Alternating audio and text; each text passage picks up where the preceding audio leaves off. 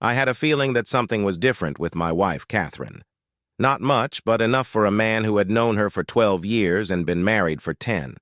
Catherine and I, Edwin Ekman, has an average family with 2 children, 7-year-old boy and a 5-year-old girl. We live in our own house just outside a county capital, and both of us are working full-time. Catherine in the city hall and I am self-employed with a small consulting company with 1 employee. My wife and I met at an evening class for learning advanced use of Microsoft Excel and married 2 years later. Of course, just like most others, our marriage had ups and downs, but never any serious problems, at least not in my opinion. The first sign came about a month after our 10-year anniversary. It was a slight decrease in her interest in lovemaking. One further sign was her increasing nagging at me without any real reason. Catherine had always been out with her friends at least 2 evenings a week for different innocent matters, as aerobics, evening classes, bowling, and badminton, but only a couple of late evenings a year with the girls at some bar or restaurant when somebody in the gang wanted to celebrate something. I did my very best, but couldn't see any new or strange pattern in her evenings out. My employee Joseph noted that I had problems with my marriage and told me that it was better to find out the truth than go around feeling as bad as I did. I told him that a private investigator could probably find out the truth, but it was impossible for me to hire some PI for 2 very simple reasons. The first, there wasn't any such available, at least not in the phone book, neither in our town nor in the whole county. The second, even if there had been one, I didn't have the money to have Catherine tailed for a very long time. But I promised to do my best to bring a stop to the problems between Catherine and me. The last straw that broke the poor camel's back happened at the first Saturday evening after Joseph had suggested me to do something. Catherine and I had been invited to a pleasant dinner held by friends just outside the town, where she had acted as a loving wife during the whole evening. She did that even the whole way home in the taxi we shared with another couple. Of course, I had a hope of continuing the pleasant evening with making love with her. But as soon as the babysitter had left our house, Catherine turned off her pleasant behavior and snubbed me off with, "Forget it, if you've been stupid enough to expect something from me tonight." I abandoned my attempts and replied with a bright smile, "What could I expect from an icy, frigid woman?" Nothing more was said that evening, but it took me several hours before I fell in sleep. I used that time to think out a simple plan. The only thing I had to do was to subscribe to an anonymity service on the web so I could send emails without being traced. After testing the mail service during Sunday at Monday morning, I sent the following email to Catherine at her job. "Dear Mrs. Ekman, to my great disappointment, I've been told and shown evidence about your cheating. What makes me feel sorry for your husband and envy your lover for his pleasures with such gorgeous woman as you. Of course, I'm suffering from a strong temptation to share my information with your husband, but I have a better suggestion because I want and need some good times with a gorgeous woman, sponsored by you, during my next business trip to the continent. Therefore, I expect you to be seated, alone, at Plaza Cafe at 14:30, 15 hour today, Monday, with €600 in an envelope at the table. My errand woman will greet you by saying, 'Aren't you Edwin's sister?' You shall reply, 'No, I'm the wife. Thanks for your very kind cooperation. Your real friend.' €600 is a very low amount to be regarded as any serious blackmailing if she went to the police, and they would hardly see it as any high-priority case to save the reputation of a cheating wife. On the other hand, it was even low enough for Catherine to fix it without any problems from an ATM. Both euro and our own crowns are available in the ATMs outside our bank's main office. That Monday, I suggested Joseph a break for 3 o'clock coffee at Plaza Cafe.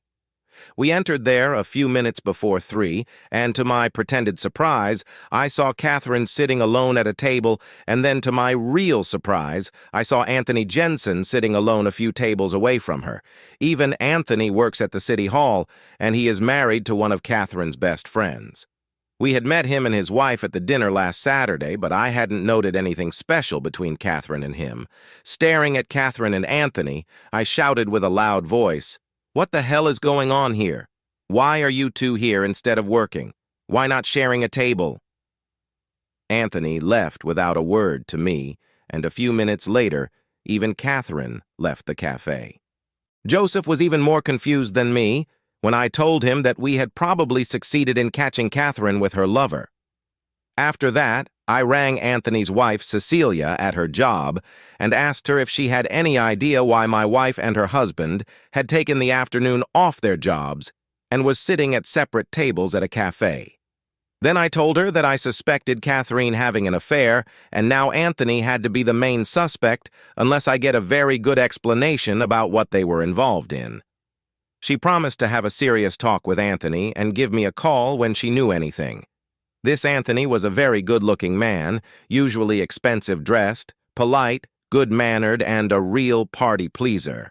Of course, those of us who had known him since our childhood had a quite different opinion about him. At home, I logged to our bank account, where it was visible that €600 had been taken out and inserted back during the day. For the time being, that information was enough for me why I filled the divorce forms collected at the courthouse during my lunch break.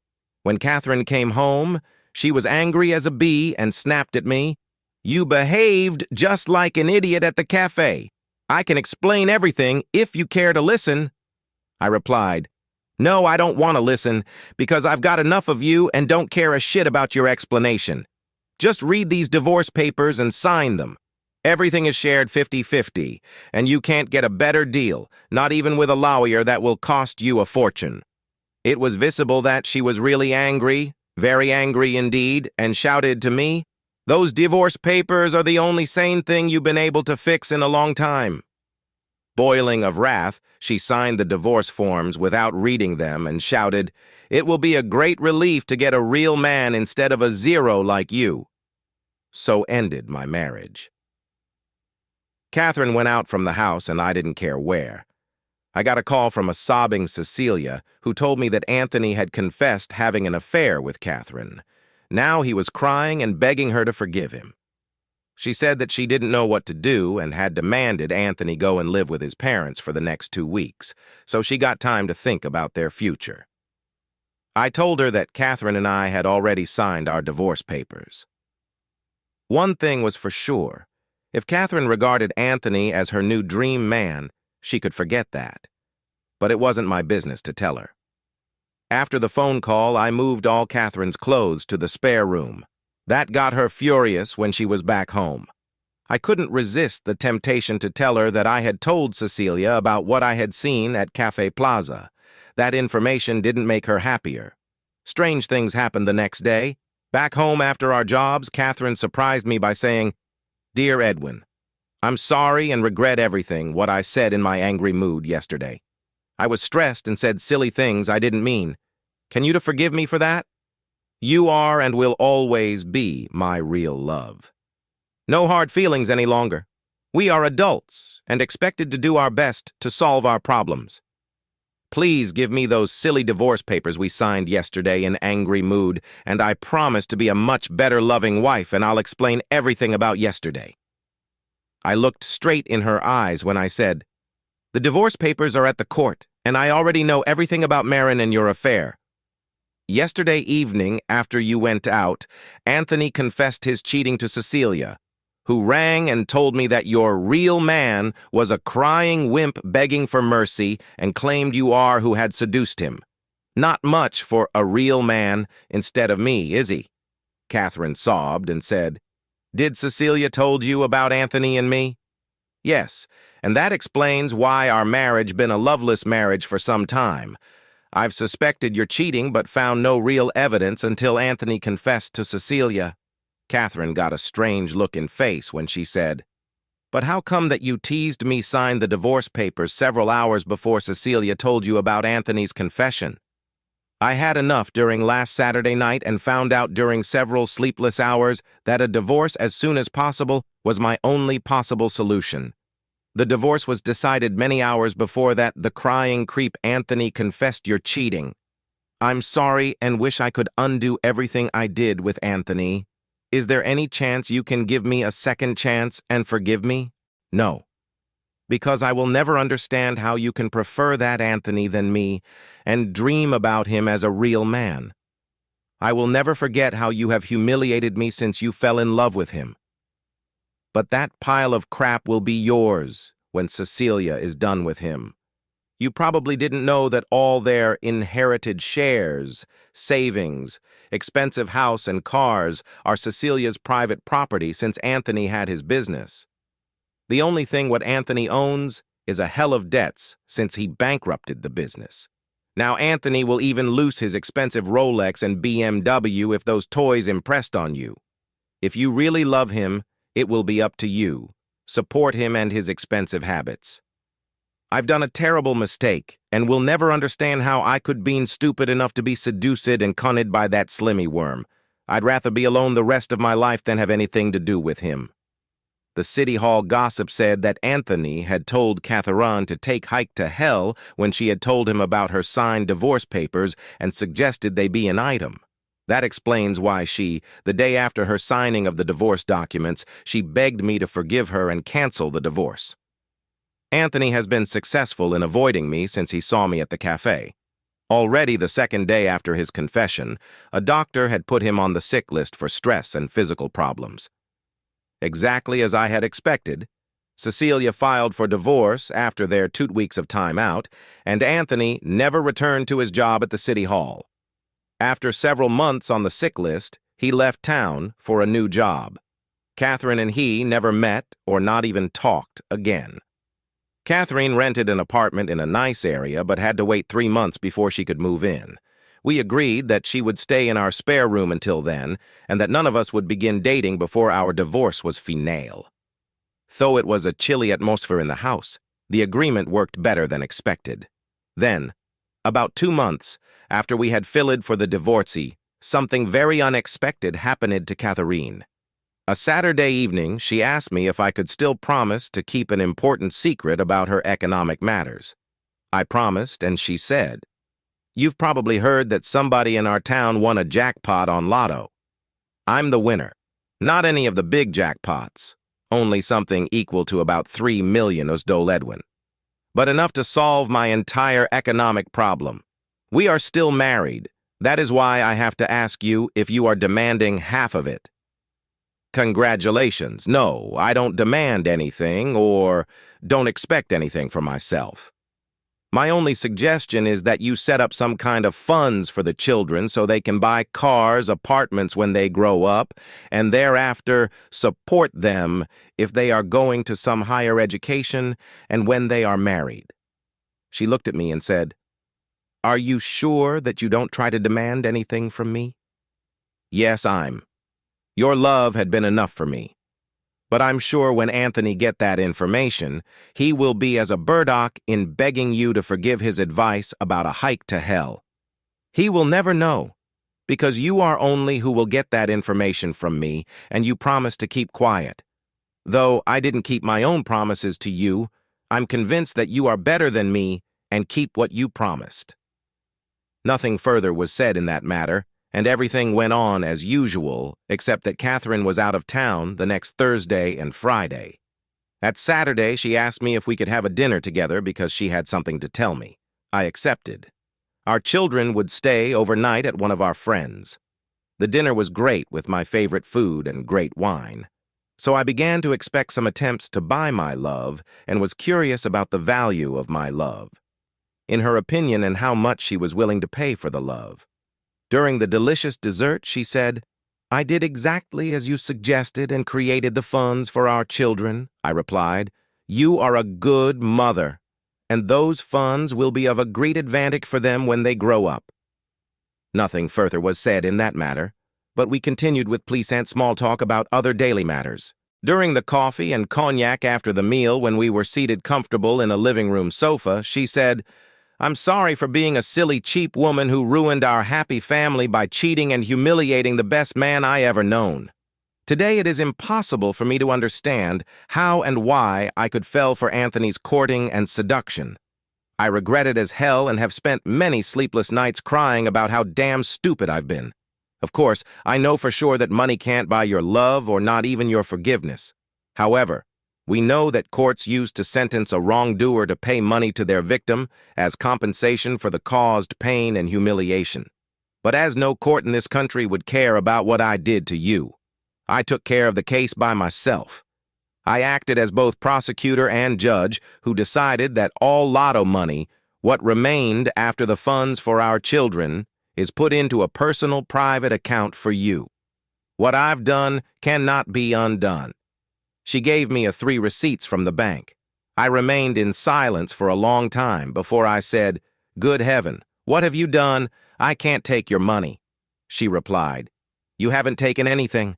The lawyers who fixed it said that it is watertight because there are no conditions of any kind. The money is only your, and I neither can nor want to regret what I did with it. I don't demand or expect anything in return. I did what I did before I got caught for that stupid cheating. What the hell could I do? My love wasn't for sale, but Catherine hadn't tried to buy any love. No conditions at all. Not any begging about forgiveness. She had only spoken about compensation, not even any attempt to kiss me. Though I was in some kind of shock, I began to understand that her love for me was real. Catherine was a clever, beautiful woman and mother of my children. I suspected without any doubt that she still was in love with me. Could I ever find any better woman than her? Probably not. Find any woman equal to her? Not even that. Could I forgive her? I didn't know, but why not give it serious try? I decided to do that. I said to Catherine, "Dear Catherine, we are still married and have to talk with each other, talk about the past and talk about the future.